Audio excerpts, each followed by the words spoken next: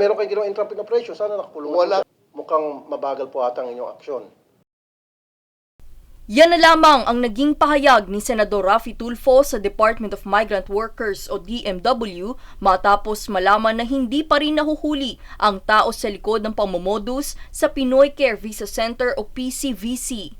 Ang di umano'y modus na ito ay nangyayari kung saan pangangakuan ng ahensya ang mga aplikante na makakapagtrabaho sila sa Canada gamit lamang ang student visa.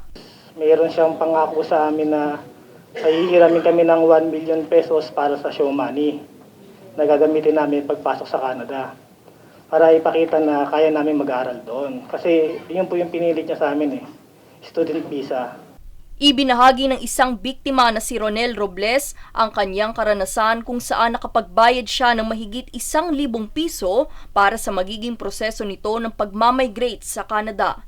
Matapos si abot ang pera ay agad siyang inabutan ng isang Memorandum of Understanding o MOA na naglalaman ng non-refundable ang perang binayad at walang kaso na dapat ihain laban sa ahensya ang aplikante.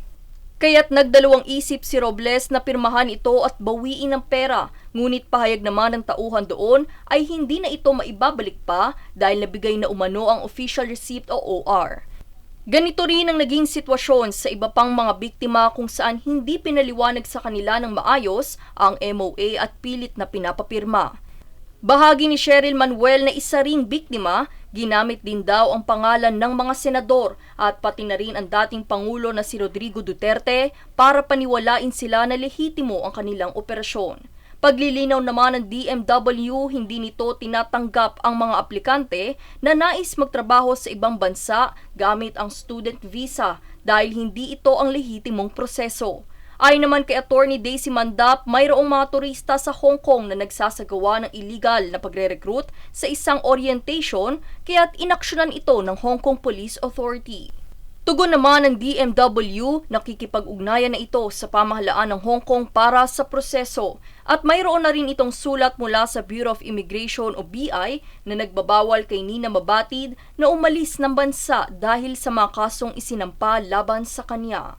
Matatandaang nagbigay abiso si Senador Raffy Tulfo sa mga aplikante sa Tagum City, Davao del Norte noong nakaraang taon dahil sa nagaganap na orientation ng illegal recruitment. Gusto ko lang po ipaalam sa inyo na itong si Nina Mabatid at yung kanyang PCVC Consultant Opportunities Abroad, yung Pinoy Care Visa Center, marami na pong reklamo ang nakarating sa amin. Maging sa NBI, maging sa Hong Kong, meron na pong mga nagreklamo laban po sa kanya.